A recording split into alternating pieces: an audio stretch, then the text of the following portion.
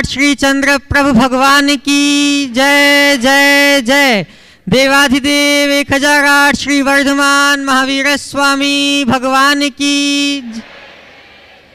परम पूज्य प्रातः स्मरणीय संत शिरोमणि आचार्य भगवान श्री विद्यासागर जी महाराज की। परम पूज्य गुणायतन प्रणेता प्रखर वक्ता भावना योग प्रवर्तक गुरुवर श्री प्रमाण सागर जी महाराज की। परम पूज्य निरापक श्रमण मुनि श्री प्रशांत सागर जी महाराज की। परम पूज्य मुनि श्री निर्वेक सागर जी महाराज की। परम पूज्य मुनि श्री शीतल सागर जी महाराज की।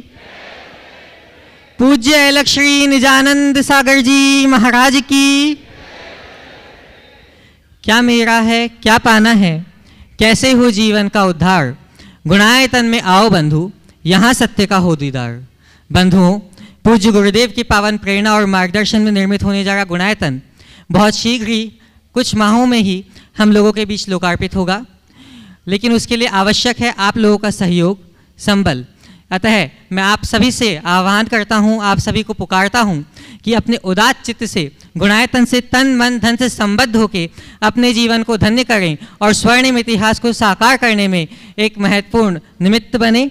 आज भी गुणायतन से कुछ लोग जुड़े हैं, मैं उन सभी के नाम को उच्चारित करूंगा और अपेक्षा रखूंगा कि आप सभी लोग करतल ध्वनियों से उनका सम्मान अवश्य करेंगे, उनको प्रोत्साहित अवश्य करेंगे।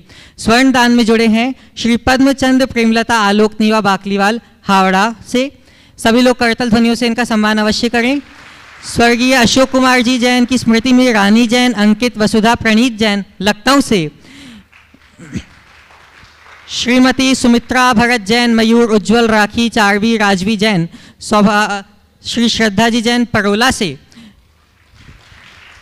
निर्माण निधि से जुड़े हैं श्री प्रदीप मोतीलाल जैन, श्रीमती रेखा प्रदीप जैन धुले से। और सूत्रधार के रूप में जो जुड़े हैं निर्माण निधि से, जो सूत्रधार बने हैं श्री रमेश चंद पुष्पा जैन, श्रीमती अंजलि जैन, रोहित जैन मुंबई से। वे अगर यहाँ उपस्थित हैं तो आएँ और पूज्य गुरुदेव का आशीर्वाद प्राप्त करें। करतल ध्वनियों का क्रम अनवरत रूप से चलते रहना चाहिए, थोड़ा शीघ्रता करेंगे। और सूत्रधार के रूप में ही जो जुड़े हैं श्री कुंतीलाल जी, टीकम चंद जी, सुमेर चंद जी, नरेश जी, राजेश जी, दीपक जी, नितेश जी, अर्पण जी, दर्शन जी, चिराग जी, वीर जी पाटनी, आलनियावास वाले अजमेर इचल करंजी से। वे आएं और पूज्य गुरुदेव का आशीर्वाद प्राप्त करें। सपरिवार आएं। मुंबई से जो पधारे हैं श्री रमेश चंद पुष्पा जी जैन, मुंबई वाले, इनके सम्मान के लिए मैं आमंत्रित करूंगा। अच्छा जी, श्री रमेश चंद पुष्पा जी जैन, श्रीमती अंजलि जैन, रोहित जैन मुंबई से जो पधारे हैं, इनके सम्मान के लिए मैं आमंत्रित करूंगा सिद्धार्थ जी कासलीवाल।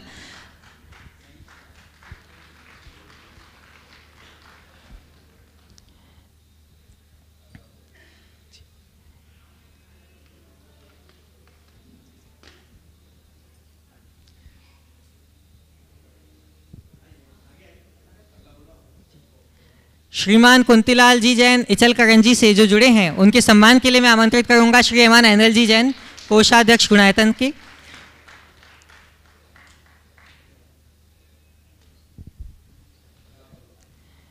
एवं सूत्रधार के रूप में ही जो जुड़े हैं श्री गटूलाल,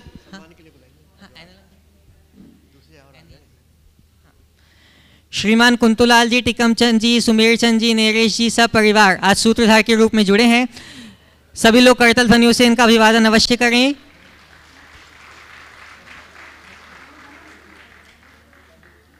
सूत्रधार के रूप में ही जो जुड़े हैं स्वर्गीय गटूलाल रमनलाल जैन की स्मृति में श्रीमती प्रमिला जी जैन, श्री भरत जी, शरद जी, शेखर जी जैन परोला जलगांव से।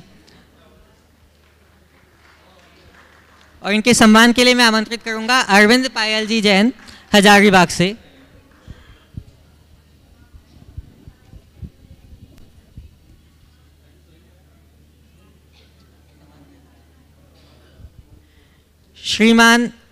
श्रीमती प्रमिला जी जैन, भरत जी, शरद जी, शेखर जी जैन परोला जलगांव से। वे आएं और पूज्य गुरुदेव का आशीर्वाद प्राप्त करें। और इनके सम्मान के लिए मैं आमंत्रित करता हूं श्री अरविंद जी पायल जी जैन।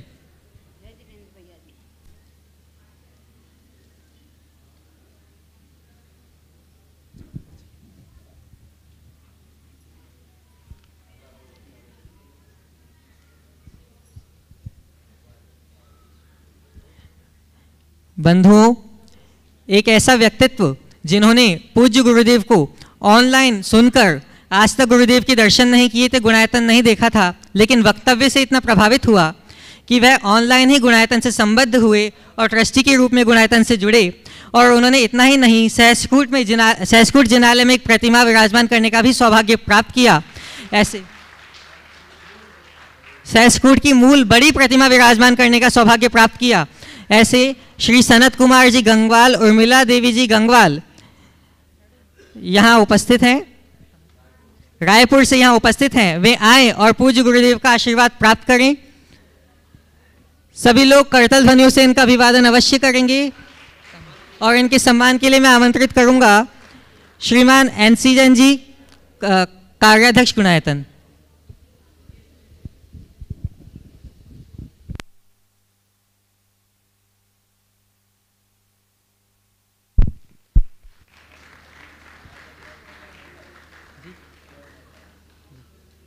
आज यहाँ पे प्रसिद्ध अहिंसा एवं शाकाहार संप्रेरक श्री KM जी गंगवाल भी यहाँ उपस्थित हैं, जिनका आज 79th बर्थडे है, 79वां जन्मदिवस है। इनकी तरफ से इनकी धर्मपत्नी श्रीमती चंद्रकला जी गंगवाल ने 51,000 रुपये सेवायतन के लिए औषधि दान के रूप में दिए हैं।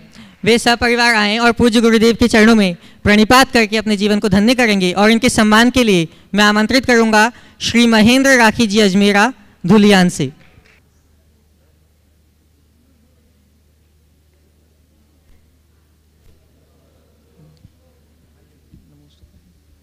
सम्मान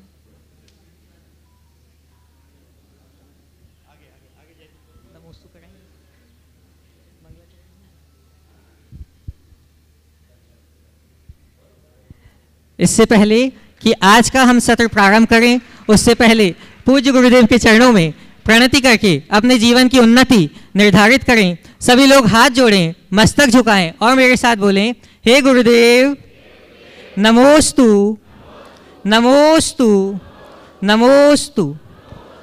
आज के प्रथम प्रश्न के लिए मैं आमंत्रित करूंगा चिरंजीव आर्यन जैन, सीटल USA से, और आपके बाद तैयार रहेंगी श्रीमती पुष्पा जी जैन, मिलौनीगंज जबलपुर से। नमोस्तु गुरुदेव, नमोस्तु गुरुदेव, नमोस्तु। ये छोटा आर्यन जैन मेरे पास आया था। उसने मुझे क्वेश्चन पूछा था कि इसका बड़ा भाई कंप्यूटर गेम खेलता है, ये छोटा भाई उसके पास जाके बोलता है मत खेलो, तो वो बड़ा भाई सुनता नहीं है। और अगर ये मुझे आके बोलेगा तो वो मैं उसको बोलती हूँ कि वो उसने चुगली की। तो इस सिचुएशन में वो चाहता है कि उसका बड़ा भाई ना खेले, बट उसके पास कोई सोल्यूशन नहीं है, क्योंकि अगर माँ पिता के पास जाता है तो बोलते हैं कि यू चुगली कर रहा है तू बड़े भाई की। देखिए, तो उसके पास कुछ सोल्यूशन नहीं है। चुगली क्या है? चुगली एक बुरी चीज़ है, लेकिन चुगली का मतलब ये नहीं है कि किसी की शिकायत करना। खड़े हो जाओ, दोनों जन खड़े हो जाओ। उसके पापा हैं तो साथ में वो भी हो सकते हैं। चुगली का मतलब क्या है? किसी की शिकायत करना या किसी की कमी को बताने मात्र का नाम चुगली नहीं है। चुगली करने का मूल अर्थ है एक दूसरे को एक दूसरे के विरुद्ध भड़काने की भावना से इधर की उधर करना। अगर आप किसी के हित की भावना से किसी से कुछ कहते हैं या किसी के विषय में कुछ कहते हैं तो चुगली ना होकर हिताकांक्षा है। आप गुरुओं के पास आए और बोल दिए महाराज जी ये मान लीजिए कोई व्यसन करता है, जैसे किसी को एक एडिक्शन, किसी बच्चे को गेम खेलने का, तो उसका उद्देश्य क्या है? उसको अच्छे रास्ते पे लगाने का कि उसको नजरों से नीचे गिराने का? तो अच्छे रास्ते पर लगाने की भावना अच्छी भावना है कि बुरी भावना? तो ऐसा करना पुण्य है कि पाप? अच्छाई है कि बुराई? तो इसको चुगली मत मानना, इसे हिताकांक्षा मानना। समझ गए? लेकिन सबके सामने मत बोलना, सामने वाले की हिफाजत रखना है। ऐसा मत करो कि उसको इंसल्ट फील हो। समझ गए ना? अकेले में बोलो और बोलूं भैया तुमसे प्यार तो करता ही होगा, तो उससे अकेले में बोलो भैया क्या आप गेम में लगे हो, मेरे साथ खेलो ना, हम दोनों को मजा आएगा।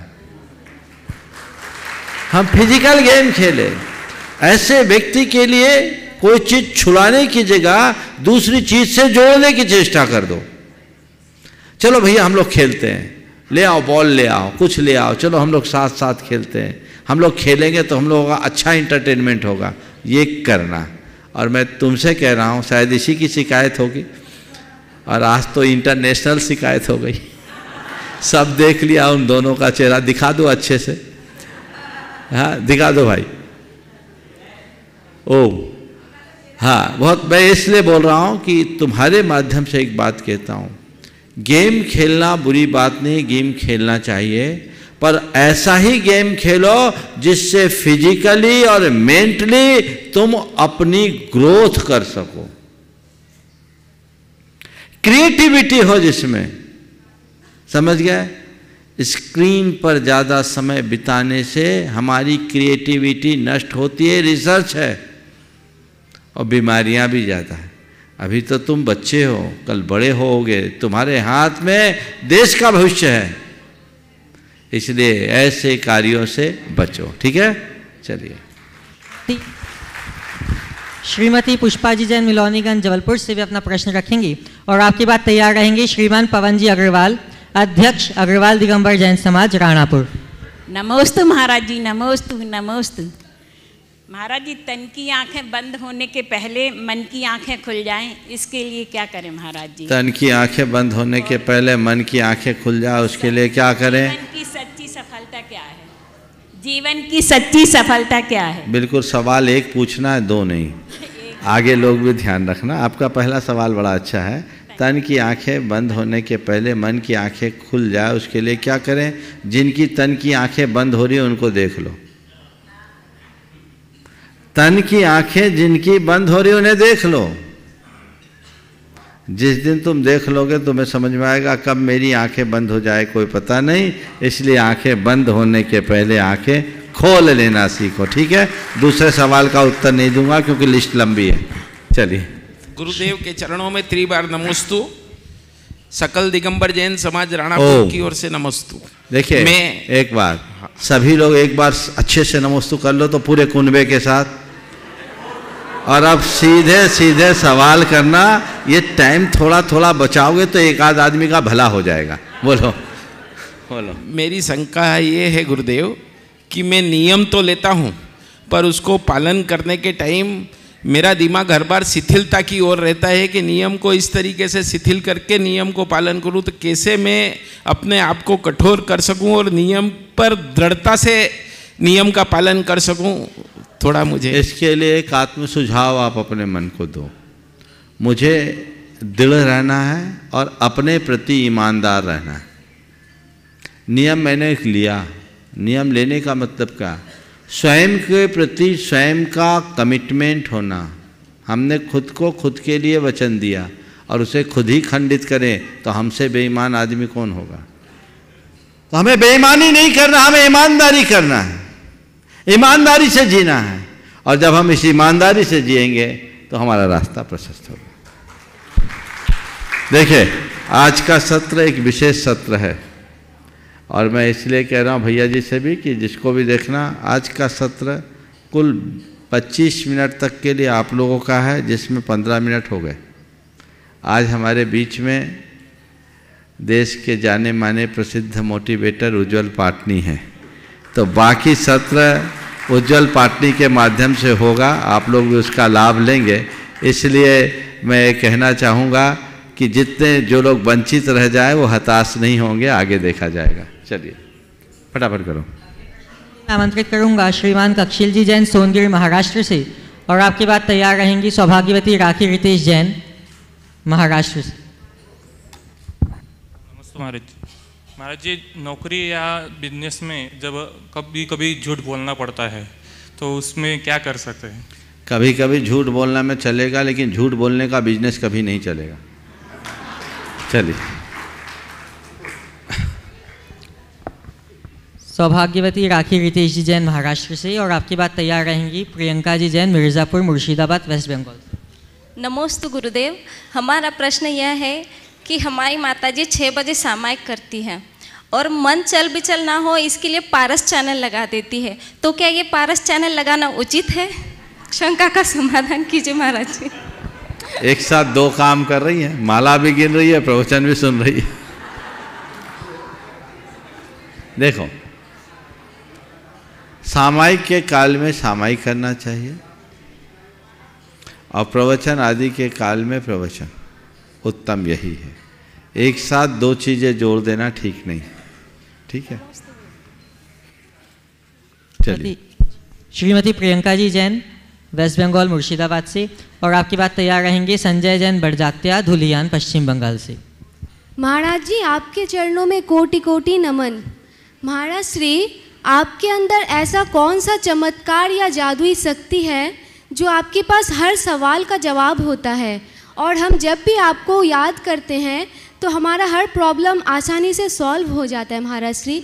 तो महाराज श्री हम पर एक कृपा करें कि अपना एक मैजिकल पावर का राज हम सबके साथ शेयर करें। बहुत अच्छी बात कह रही, मैं राज खोल ही देता हूँ। हम आप सबके पास अनंत केवल ज्ञान है। क्या? हम आप सबके पास अनंत केवल ज्ञान है, और जिसका वो ज्ञान प्रकट हो जाता है सर्वज्ञ हो जाता है। समझ गए? आपने पूछा ऐसी कौन सी चमत्कारिक शक्ति है कि आपके पास सब शंकाओं का समाधान हो जाता है ना? तो मैं तो ये कहता हूँ, कुछ नहीं करो, अपने आप को जानो, अपने आप पर विश्वास करो, तुम्हें शंकाओं का समाधान क्या, केवल ज्ञान हो जाएगा। समझ गए? तो उस केवल ज्ञान के लिए हम सक्षम हैं। कुछ बातें मैं जरूर अपने अनुभव की कहूँगा उत्तर देने के संदर्भ में।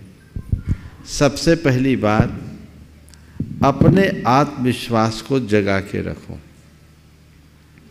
कोई भी प्रश्न करे तो ऊ तो करो ही नहीं, जो मुंह से निकले बोल दो। ये मैं आप लोगों के लिए एक संकेत दे रहा हूं, और ये मुझे आज से नहीं, जब मैं स्कूल में पढ़ता था तो मेरे एक शिक्षक कहा करते थे कि बोलने खड़े हो तो मुंह मत बनाओ, मौगा बने रहोगे। उनका डायलॉग था, बोलने खड़े हो तो जो आए बोल दो, गलत होगा सुधार लेंगे। कॉन्फिडेंस होना चाहिए। समझ गए? तो पहली बात कॉन्फिडेंस, मैं जो बोलता हूं आत्मविश्वास से बोलता हूं। दूसरी बात, मैं जो बोलता हूं केवल कर्तव्य बोध से, करना बुद्धि से बोलता हूं कि चलो मेरे बोलने से किसी का हित हो जाए। मैं आप पर अपना प्रभाव डालने की चेष्टा से नहीं, आपका कल्याण हो इस भाव से बोलता हूं। और जब मेरे अंदर ऐसा प्रशस्त भाव होता है तो मैं नहीं बोलता, आपका पुण्य मुझसे बुलवा लेता है। ये मेरा अपना अनुभव है। और चौथी बात, मैं हर पल अपने गुरु की कृपा का एहसास करता हूँ। मुझे लगता है कि शब्द इस मुख से निकल रहे हैं पर स्वर तो उनके हैं। निस्सरंती हृदय वाचा, हृदय में गुरुवः स्थिता, ते तत्र संस्कारयन्ति तन्न मेत्र परिश्रमा। मैं जो बोलता हूँ दिल से बोलता हूँ। मेरे दिल में मेरे गुरु बैठे हैं, वो मुझे वहाँ से संस्कारित और प्रेरित करते हैं, इसलिए इसमें मेरा कोई परिश्रम नहीं। समझ गए? मेरा कोई परिश्रम नहीं। अपने अंदर विश्वास जगाओ, गुरु पर, प्रभु पर, समाधान अपने आप मिलेगा। और कदाचित समस्याओं का समाधान मिले या न मिले, समस्याओं का सामना करने की सामर्थ्य जरूर मिलेगी, जो जीवन की सबसे बड़ी आवश्यकता है। चलिए। श्रीमान संजय जी जैन बड़जात्या, पश्चिम बंगाल धुलियान से, और आपकी बात तैयार रहेंगे पारस जी जैन, कुसुम्बा जिला, धुले, महाराष्ट्र से। गुरुवर, भारत तथा विश्व में खुदाई पर जितनी भी पौराणिक प्रतिमा प्राप्त होती है वो ज़्यादातर अपनी तीर्थंकर प्रतिमा होती है। अन्य लोग अगर उसे पौराणिक प्रतिमा को अहिंसक रूप से पूजते हैं तब तक तो ठीक है, पर अगर उसे प्रतिमा को हिंसा के रूप में पूजते हैं तो वो कहाँ तक सही है? इसमें हम क्या कर सकते हैं? कृपया मार्गदर्शन दें। देखिए, अगर कहीं हमारे कोई प्राचीन प्रतिमाएं हैं और उनकी पूजा अर्चा हम नहीं कर पा रहे हैं तो हम लोगों के लिए बहुत दुखदाई है। हम लोगों को कोशिश होनी चाहिए कि प्राचीन प्रतिमाओं की हम लोग पूजा अर्चा निरंतर कर सकें। लेकिन कई स्थानों में लोगों ने कब्जा कर रखा है, तो उसके लिए जागरूकता का अभियान चलाना चाहिए। वहाँ के लोगों को समझाना चाहिए कि देखो भाई, एक जगह की बात है, ऐसा हुआ तो उनसे कहा गया कि भाई देखो, तुम श्रद्धा से पूछते हो, हम तुम्हारी श्रद्धा का सम्मान करते हैं, पर एक बात बताओ, तुम शिवलिंग पर कभी सिंदूर चढ़ाते हो क्या? हनुमान जी पर जल नहीं चढ़ाया जाता, शिवलिंग पर सिंदूर नहीं चढ़ाया जाता। तो तुम शिवलिंग की पूजा करो तो जल ढारो, बेलपत्तर चढ़ाओ, और हनुमान जी की पूजा करो तो जो परंपरागत तरीके से सिंदूर चढ़ाया जाता वो चढ़ाओ, या प्रसाद चढ़ाया जाता वो चढ़ाओ। इसी तरह अगर जैन प्रतिमा है तो जैन विधि से तुम पूजा करोगे तो तुमको पुण्य मिलेगा, हिंसा करोगे तो पुण्य की जगह पाप लगेगा। ये अगर हम समझाने में सफल होते हैं तो लोगों में बदलाव आता है। और इसकी जगह तुम जैन मूर्ति के साथ ऐसा क्यों करो, ये सवाल करते हो और विरोध खड़ा करते हो, तो तकरार होगा। हमें तकरार नहीं करना, हमें टकराव नहीं आने देना। हमें उन्हें संयुक्तिक तरीके से समझाना है कि हर मंदिर का अपना एक कस्टम होता है, हर जगह के अपनी एक रीति होती है। उस रीति के अनुरूप करोगे तो विनय है, और रीति के विरुद्ध होगे तो अविनय। विनय में पुण्य है, अविनय में पाप, ये समझाओ। और जब श्रद्धा से भरे लोगों के श्रद्धा का सम्मान करते हुए आप समझाओगे तो निश्चित उसका रास्ता प्रशस्त होगा। श्रीमान पारसी जैन, कुसुम्बा जिला धुले महाराष्ट्र से, और आपकी बात तैयार रहेंगी कुमारी लवधी जी, हजारीबाग से। नमोस्तु महाराज जी, नमोस्तु महाराज जी, नमोस्तु महाराज जी। महाराज जी, आज हमारे साथ महाराष्ट्र के धुले जिले से आदिवासी समुदाय से 25 लोग आए हैं जो पिछले 20 से 25 साल से जैन धर्म का अनुपालन करते हैं। इनका इतिहास ऐसे है कि मेरे पिताजी प्राथमिक शिक्षक थे जिन्होंने बचपन में अपने स्कूल में इन बच्चों को जैन धर्म के संस्कार दिए थे। तब से ये जैन धर्म का अनुपालन कर रहे हैं आज तक, यानी जैन से भी बढ़कर, यानी कुछ इनमें से जो कुछ लोग हैं जिनके रवि व्रत उसमें 81 उपवास हो चुके हैं, नवकार मंत्र के 1.25 लाख जाप पे बहुत बार ये कर चुके हैं, ये उपवास एकासनादि करते रहते हैं। मांगी तुंगी जो इनके घर से काफ़ी पास है, तो ये मांगी तुंगी की वंदना महीने में लगभग एक बार तो ये जाते ही हैं। ऐसे इनमें धर्म के काफ़ी बीज इनमें विद्यमान है। महाराज जी, मैं इन सब की तरफ से एक शंका आपसे पूछना चाहूँगा कि इनके अपने समाज में जो कुछ इनकी रीतियाँ वगैरह होती हैं, जैसे जिसमें थोड़ा जैन धर्म के मूलभूत सिद्धांत जैसे अहिंसा के विपरीत कुछ चीज़ें होती हैं, तो उसमें ये पूरे दिल से शामिल नहीं हो पाते हैं। उसकी वजह से समाज में थोड़ा इनके प्रति तनाव निर्माण होता है कि जैसे वो इन्हें कहते हैं कि आपको हम समाज से बाहर कर देंगे, या फिर आपके जैसे कोई फेस्टिवल वगैरह हो तो उसमें शामिल नहीं होंगे। तो फिर महाराज जी, कैसे ये समाज और जैन धर्म में अपना स्वर्ण मध्य साध सके, इसके लिए एक सूत्र दीजिए महाराज जी। देखिए, पहले तो मैं इन सब का हृदय से स्वागत करना चाहूँगा। ये सब लोग हमारे अपने भाई हैं। बड़ी प्रसन्नता का विषय है कि आज 25 लोग आए। 25 परिवार की 25 लोग? 25 लोग महाराज। हाँ, बहुत अच्छी बात है। जहाँ तक आदिवासी भाइयों की बात है, अरे हम सब जैनी आदिवासी हैं क्योंकि आदिनाथ के वंशज हैं। आदिनाथ भगवान हमारे पूर्वज हैं, तो आदि से ही तो आदिवासी बना है। आदिनाथ की संस्कृति है, आदिनाथ की धरती। अब ये बात अलग है कि समय काल के प्रवाह में लोगों की जो आचार विचार की प्रवृत्तियों में बदलाव आया, तो समय बदलता है, समय वापस संभालता भी है। तो इन लोगों का पूरी समाज को तहे दिल से स्वागत करना चाहिए, इन्हें अपने हृदय से लगाना चाहिए। अब रहा सवाल धार्मिक और सामाजिक दृष्टि से इन्हें क्या स्थान मिले, तो ये मेरे ज्यूरिडिक्शन का विषय नहीं है, ये ऊपरी अदालत में जाना चाहिए।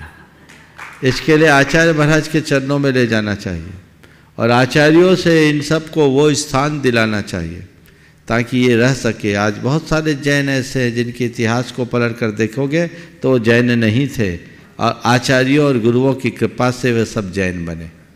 तो ये पूरी तरह, इनको आप आदिवासी कहते हैं, हम इनको आदिवासी जैन कहेंगे, और ये जैन बन सकते हैं। इनको जैन धर्म में दीक्षित होने का पूरा प्रावधान हो सकता है, और इन्हें वो सब अवसर मिल सकते हैं जो एक दूसरे जैन को मिले, पर ये मैं नहीं कर सकता। ये आचार्यों के स्तर की बात है। एक बार लेकर के जाइए गुरुदेव के पास, समझ गए, और वहाँ जा कर के इनसे पहले समय लेकर के कि ऐसी ऐसी बात है, हम लोग इनके लिए क्या करें, और जो कुछ रीतियाँ हैं उसका भी समाधान बहुत सम्यक तरीके से निकल सकता है ज्ञान के बल पर। इनको हम समझा कर पहले जोड़िए, फिर छोड़ने की बात कीजिए। ये लोग अगर व्रत उपवास कर रहे हैं, शुद्धाचारी बन रहे हैं, तो इससे अच्छी बात क्या होगी, और हमें इस दिशा में प्रयास करना होगा। जब तक लोग जैन नहीं रहेंगे तो जैन धर्म कैसे रहेगा। तो हमें तो जैनों के वृद्धि के लिए सतत सोचना ही चाहिए। आपने बहुत अच्छा विषय यहाँ पर उपस्थित किया है, और इस दिशा में सतत प्रयत्न होना चाहिए। और आपके पिताजी शिक्षक थे, जैसा आपने बताया, मैं उनको भी आशीर्वाद देता हूँ कि उनने बहुत अच्छा कार्य किया, और तुम लोगों से कहता हूँ ये अलग जगह के रखो। आज 25 है, इसे 2500 और 25,000 तक ले जाने की कोशिश करो। सवाल जैन का तमगा लगे या न लगे, ये बात का विषय। हालांकि मैं जो कह रहा हूँ, हाईकमान से जाओगे तो सर्वोच्च न्यायालय के निर्णय के बाद फिर कहीं कोई चुनौती नहीं होगी। मैं अगर कहूँगा तो मेरी बात पर कहीं चुनौती हो सकती है, लेकिन जब ऊपर की मुहर लग जाएगी तो फिर कोई चुनौती का सवाल नहीं होगा। इसलिए मैं चाह रहा हूँ ये मामला वहीं लेकर जाऊँ। पर मैं ये कहता हूँ वो बात की बात है, कम से कम हमारा जीवन स्तर तो अच्छा है। इन भाइयों को माइक दो थोड़ा। जी महाराज। कोई भी एक जो बोल सकते हैं। मैं आपसे सवाल कर रहा हूँ, आप जैन धर्म का पालन कर रहे हो, अपने मन से कर रहे हो या दबाव प्रभाव से? नहीं नहीं, मन से, हम सब मन से कर रहे हैं। आप जैन धर्म का पालन करके अपने आप को खुश महसूस करते हैं? बहुत बहुत खुश। आपके जो अपने और जो लोग हैं, जो आपके रिश्ते नातेदार हैं, जिन्हें जैन धर्म का ज्ञान नहीं, जैन धर्म का पालन नहीं करते, उनकी तुलना में आप अपने आप को कैसा महसूस करते हो? बहुत अच्छा महसूस करता हूँ। आपको ऐसा तो नहीं लगता कि हम सब लोगों से कट गए? नहीं नहीं नहीं, नहीं लगता है ना? नहीं लगता। तो बहुत अच्छी बात है, यही आपके समुदाय की रीढ़ है, और लोगों में जागृति का शंखनाद करेंगे तो निश्चित एक बड़ी उपलब्धि होगी। महाराज जी, मैं एक बात बोलना चाहता हूँ। बोलो। नमोकार मंत्र का प्रभाव इतना है, शायद कोई जैन जान सके ना सके, लेकिन हम जानते हैं। जो कोई भी जादू टोना हो या बिच्छू ने काट लिया हो, उस पर नमोकार मंत्र का प्रभाव से हम फूंक दे या जल पिला दे तो 1-2 सेकंड में बिच्छू जो दर्द देता है वो खत्म हो जाता है। बहुत सुंदर। देखो तुम लोग तालियां बजा रहे हो, मैं एक वाक्य कहता हूं, तुम लोग नमोकार जपते हो, तुम लोग नमोकार जपते हो, और ये नमोकार में श्रद्धा रखते हैं।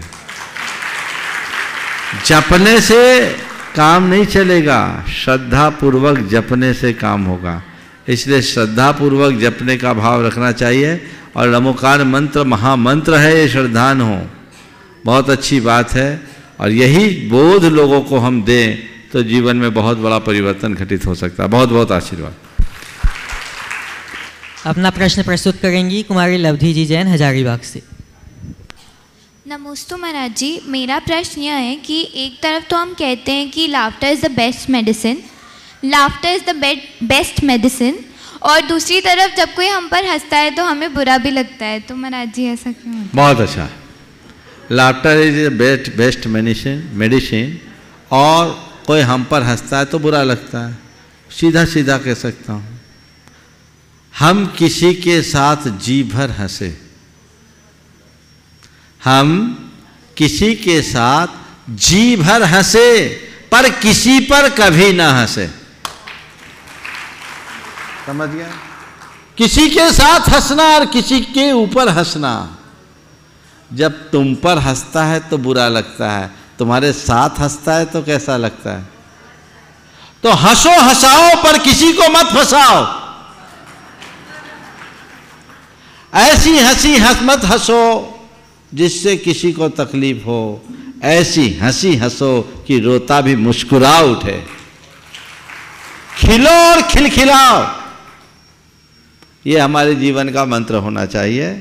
तो जो अंदर से हंसता है, खुद खुश रहता है और औरों को खुशियों का संदेश देता है, वो इंसान जिंदा दिल इंसान कहलाता है। उसे दवाइयाँ ज़्यादा खाने की ज़रूरत नहीं होती। और जो दूसरों पर हंसता है वो बीमारियों में फंसता है। इसलिए दूसरों पर हंसना मत, और आज हंसोगे कल तुम्हें ऐसे पाप का उदय आएगा कि तुम्हें देखकर दुनिया हंसेगी। इसलिए कभी किसी की हंसी मत उड़ाओ। समझ गए? तो पुनः वाक्य जोड़ दोहरा रहा हूँ, किसी के साथ जी चाहे हंसो पर किसी पर कभी भी ना हंसो। समझ गए? चलिए। आज हमारे बीच में जिनवाणी चैनल प्रमुख श्रीमान नीरज जैन सपरिवार यहाँ उपस्थित हैं। वे आए और पूज्य गुरुदेव के चरणों में नमोस्तु अर्पित करेंगे और इनके सम्मान के लिए मैं आमंत्रित करूंगा श्रीमान NCG जैन, कार्याध्यक्ष गुणायतन। करतल ध्वनियों से इनका स्वागत करें सभी लोग।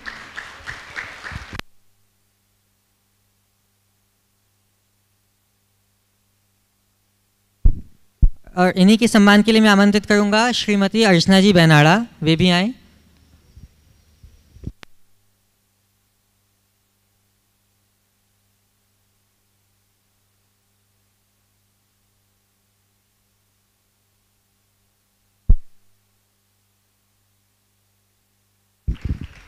गुरुदेव के विगत शिखर जी चातुर्मास में श्रीमान पंडित अनंत जी रेखा जी जैन मैनपुरी ने एक कलश यहाँ पे स्थापित कराया था। वे आज यहाँ उपस्थित हैं। वे आए और पूज्य गुरुदेव के चरणों में नमोस्तु अर्पित करेंगे और गुरुदेव का आशीर्वाद प्राप्त करेंगे।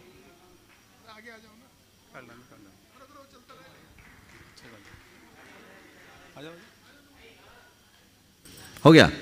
और पूज्य गुरुदेव का आशीर्वाद प्राप्त करें और इनके सम्मान के लिए मैं आमंत्रित करूंगा श्रीमान जैन कमल जी और NCG जैन, कार्याध्यक्ष गुणायतन।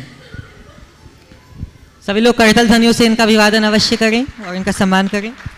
मैं इन्हीं के साथ श्रीमती पायल जी जैन हजारीबाग से भी, उनको भी आमंत्रित करूंगा सम्मान के लिए।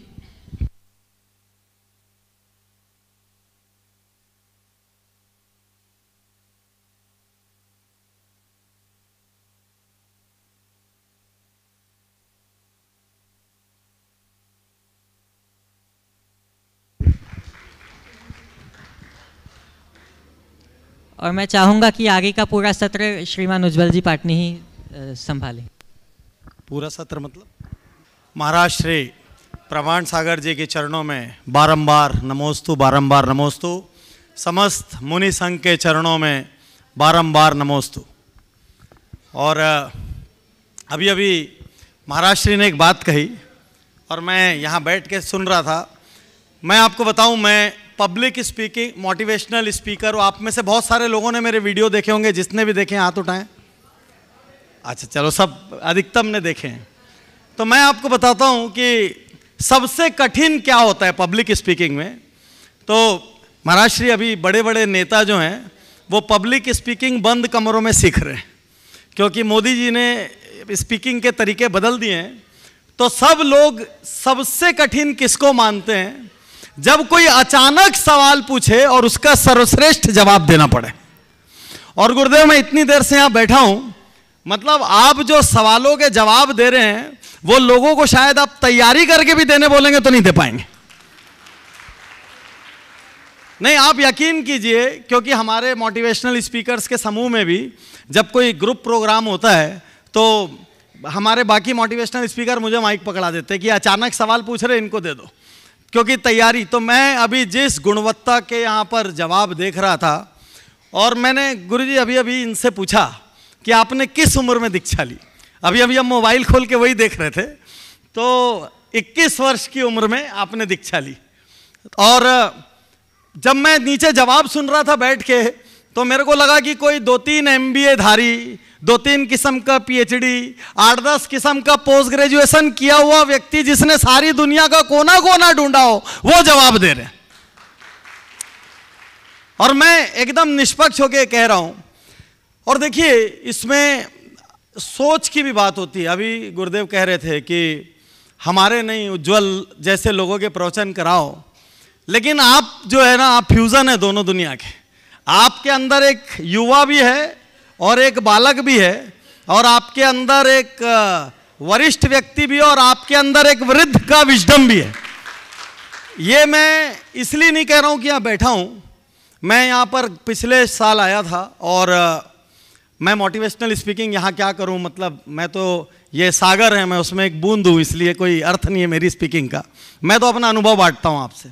तो पिछले साल मैं यहाँ जब आया, तो यहाँ जो पीछे प्रोजेक्ट बन रहा है वो मैंने देखा, तो मैं ये कह सकता हूँ कि वहाँ पर आपकी सोच है, और आपकी सोच में ज्ञान और विज्ञान दोनों है। क्योंकि जैसे आप मुझसे पूछेंगे, मैं ज़रूर साल में 10 से 15 दिन रिलीजन के लिए निकालता हूँ।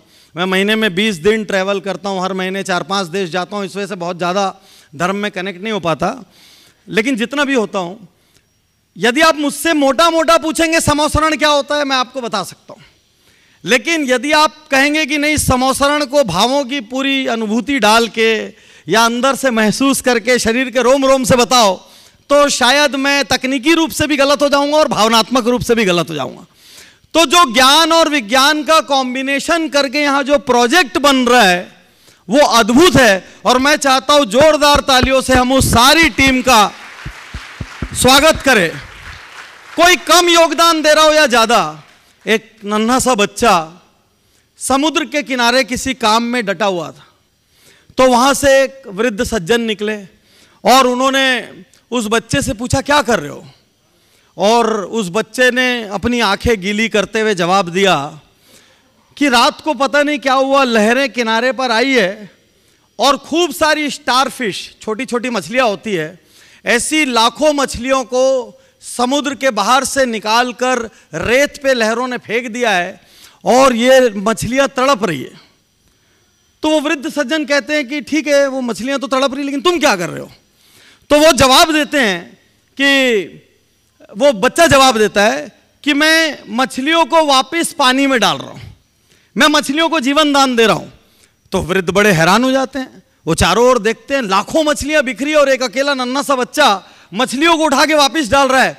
बोलते, बेटा तुम तो अकेले हो, तुम छोटे से हो, कितनी मछलियां डालोगे? तो वो जो जवाब देता है, वो कहता है, मैं नहीं जानता मैं कितना बड़ा हूं, मैं ये भी नहीं जानता कि मेरी सामर्थ्य कितनी है, बस मैं इतना जानता हूं कि जितनी मेरे में सामर्थ्य है मैं पूरी यहां इस पल लगा रहा हूं। तो जिंदगी में हम जहां भी हैं, जैसे भी हैं, हमारे पास जो भी है, हम वहीं से अपनी जिंदगी को शुरू कर सकते हैं, वहीं से अपनी पूरी सामर्थ्य लगा सकते हैं। तो जितने भी लोगों ने इस अद्भुत प्रोजेक्ट में छोटा बड़ा, तन से, मन से, धन से जो भी योगदान दिया है, उन सब के लिए जोरदार तालियां। गुरुजी, एक बात और कहना चाहता हूं। मैं बहुत सारे देश जाता हूं लगातार, और बहुत सारे अलग अलग धर्मों के मंच पर आमंत्रित किया जाता हूं, और आस्था और व्यवस्था, जहां पर आस्था की जगह हो, वहां पर यदि कोई तकनीकी ज्ञान देने के लिए, किसी चीज को बताने के लिए, किसी चीज को बैठ के महसूस करने के लिए यदि व्यवस्था भी हो जाए, तो फिर उस जगह को कोई बीट नहीं कर सकता। मैं अभी गुरुदेव से कक्ष में कह रहा था, जिस दिन ये जगह का उद्घाटन हो जाएगा, उस दिन के बाद शिखर जी आने वाले हर व्यक्ति को एक दिन एक्स्ट्रा महज यहां के लिए निकाल कर आना पड़ेगा। और लास्ट और सबसे प्रमुख बात कहता हूं, विद्वत्ता और गुणवत्ता, ज्ञान और विज्ञान, आस्था और व्यवस्था, विद्वत्ता और गुणवत्ता। बहुत सारे लोग बहुत सारी चीजें जानते हैं। गुरुदेव पिछली बार जब यह मंदिर दिखाया गया, जो भी मेरे साथ थे, तो उन्होंने एक एक बेल बूटे को, एक एक दीवार को, एक एक गुंबद को, एक एक बनावट को, दिशा को, कहां से इसकी प्रेरणा ली गई, इसको जिस तरीके से एक्सप्लेन किया गया, बहुत सारे लोगों में ज्ञान होता है, लेकिन वो ज्ञान, वो विद्वत्ता गुणवत्ता में नहीं आती। तो विद्वत्ता और गुणवत्ता, और अभी गुरुजी बार बार आचार्य श्री का नाम ले रहे थे, तो आपने जो डायलॉग दिया उससे मन गदगद हो गया। ये मेरा जुरिस्डिक्शन नहीं है, और वहाँ पे जाके फाइनल स्टैम्प। तो मैं अभी आचार्य भगवान श्री विद्यासागर जी महाराज के साथ उनके कक्ष में लगातार 2-3 दिन 2-2, 3-3, 4-4 घंटे बैठा रहा। और यदि किसी ने उज्ज्वल पाटनी यूट्यूब चैनल देखा हो 2 दिन पहले, तो आचार्य श्री का मैंने एक इंटरव्यू लिया है, गुरुदेव आचार्य श्री का, जिसमें और मैंने उसको उज्ज्वल पाटनी यूट्यूब चैनल पर रिलीज किया है कि क्यों जैन धर्म में करोड़ों लोग इनको भगवान मानते हैं। पहले दिन टाइटल था क्यों पीएम और प्रेसिडेंट यहाँ आकर झुकते हैं। मैं इतना ही कहना चाहता हूँ गुरुदेव कि आप जिस तरीके से लॉजिक से, जिस तरीके से गहराई से, जिस तरीके से आप समाधान दे रहे हैं, देश में लाखों करोड़ों लोगों का जीवन बदल रहा है। और सिर्फ जैन ही नहीं, क्योंकि जैन तो देखिए एक धर्म है, मैं तो जैन को जीवन जीने की शैली ज़्यादा मानता हूँ। अभी एक बहुत बड़े हिंदुस्तान के 5वें नंबर के उद्योगपति एक दिन शाम को मुझसे कहते हैं, नीरज जी कि मैं जैन हो गया हूँ। तो मैंने बोला भाई जैन कैसे हो गए? बोले अब मैं शाम को 6 बजे खाना खाता हूँ और अगली सुबह 9 बजे खाना खाता हूँ। तो हमारे में मॉडर्न भाषा में इसको इंटरमिटेंट फास्टिंग बोलते हैं, और आपके जैन धर्म में ये इनबिल्ट है।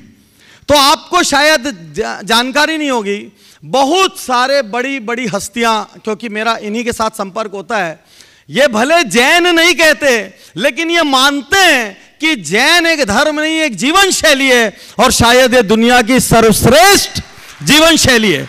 तो जैसा गुरुदेव ने यहां पर कहा कि हम नमोकार मंत्र जपते हैं और वो नमोकार मंत्र पे श्रद्धा रखते हैं, तो यदि हम भी जैन धर्म में सिर्फ हम जैन हैं इस पे गर्व करना छोड़ के जैन धर्म के असली सिद्धांतों को, फंडामेंटल्स को, प्रिंसिपल्स को अपने रोम रोम में आत्मसात करें, तो मेंटल हो चाहे स्पिरिचुअल हो चाहे फिजिकल हो, जैन धर्म की सिंपल जीवन शैली 360 डिग्री अपनी बॉडी की और माइंड की, स्पिरिचुअलिटी की देखभाल कर सकती है।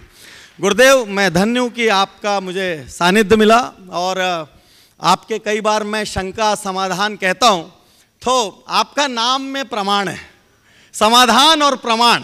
तो जो साइंस में यकीन करते हैं वो हर समाधान के पीछे बोलते हैं प्रमाण दो, इसका प्रमाण दो। हम लोग मजाक में कहते हैं साइंस तो लंगड़ा होता है, वो प्रमाण के बिना चीज़ों को मानता नहीं। क्यों डॉक्टर साहब, एम आई राइट? तो साइंस लंगड़ा होता है।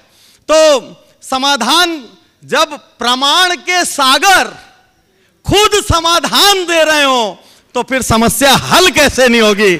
यही कहकर मैं अपना स्थान ग्रहण करता हूं और गुरुदेव से विनती करता हूं कि मैं हर दिन लाखों करोड़ों लोगों का जीवन बदलने की कोशिश कर रहा हूं।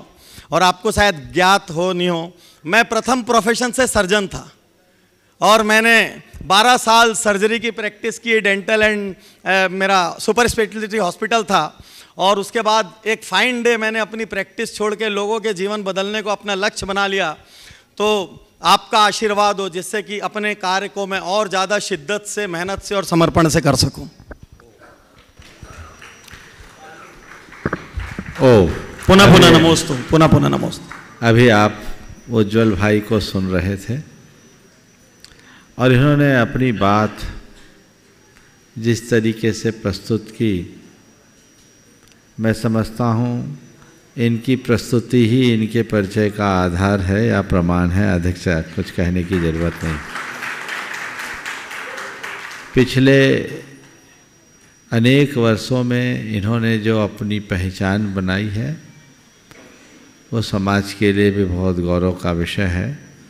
जब हमारे समाज का कोई व्यक्तित्व एक व्यक्तित्व के रूप में उभरता है तो अंततः समाज का ही मान बढ़ता है। मैं सभी को इस संदर्भ में इतना ही कहना चाहूँगा, हम लोग एक प्रण लें, प्रतिभा को पहचानें और प्रतिभा को प्रोत्साहित करें। अगर हमने प्रतिभा को पहचानते हुए प्रतिभा को प्रोत्साहित करने का व्रत ले लिया तो आज जैन संख्या में भले कम होंगे पर उनका प्रभाव पूरी दुनिया में सर्वाधिक हो सकता है। उस तरफ हम सबका ध्यान होना चाहिए। तो इन्हीं बातों पर ध्यान रख कर के काम करें और अपने जीवन को आगे बढ़ाने का प्रयत्न करें। आगे के लिए मैं चाहूँगा निर्वेक सागर जी महाराज के प्रश्न से आज के शंका समाधान के सत्र को आगे बढ़ाया जाए। महाराज जी प्रश्न करेंगे, कोई भी।